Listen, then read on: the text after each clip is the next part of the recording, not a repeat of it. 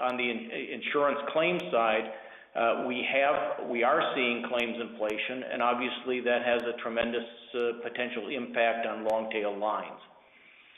I might just tie that in then to a question that has appeared.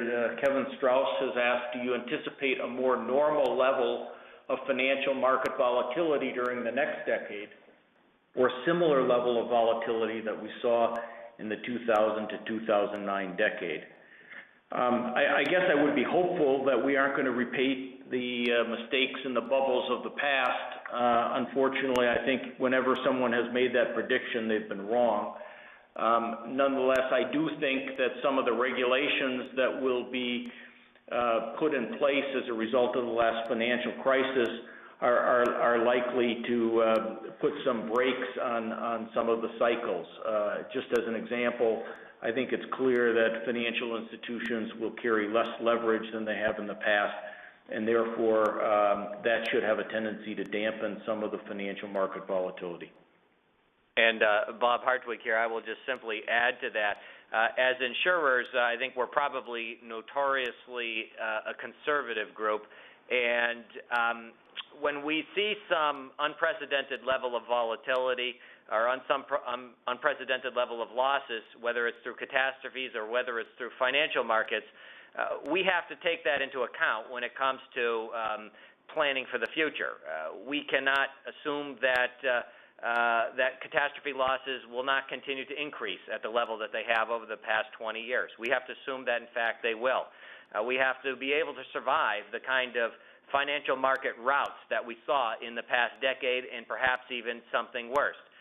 If we did not do that as an industry, we would not be seriously taking our fiduciary responsibilities for our policyholders.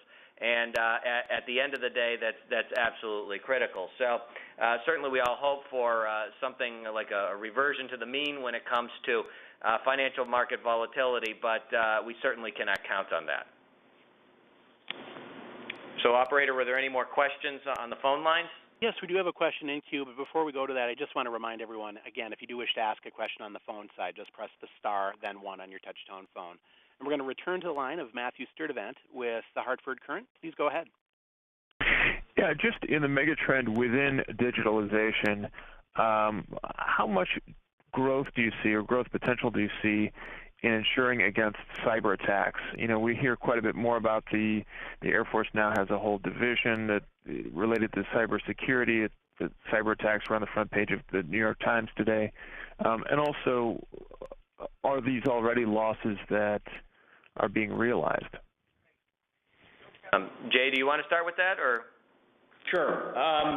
My sense is, and I don't have the figures to back it up, but when one thinks about what occurred in terror, people probably had some concerns about terror, but in fact, very few products were sold.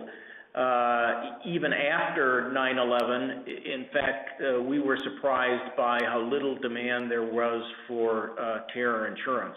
And that might be that sort of the unknown but conceivable event is difficult for businesses sort of to argue for budget for, and it's quite difficult to price when sort of you haven't seen sort of the statistical information that allows you to understand what potentially is both the frequency and severity. So I would doubt to think that there is extreme demand, but I would say I believe that over time that will increase, and most likely it'll increase as sort of it's talked about more in the press, and clearly some of the articles that have appeared this week with respect to cyber attacks may cause businesses to put that on their board agendas. And this is Bob Hartwig again.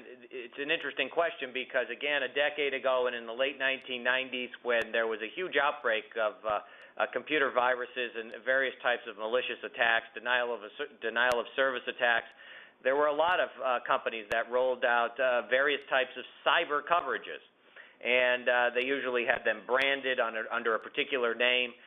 What has happened since that time is many of the types of coverage that were provided under these standalone policies, oftentimes as technology evolved and web-based systems and virtually every business wound up having a web presence and increased their computer presence, many of these coverages became more standard. So whereas they previously had to be purchased through a standalone coverage. So what's happened is as technology's become more ubiquitous, the internet and web technology, we've seen the coverages become more ubiquitous as well.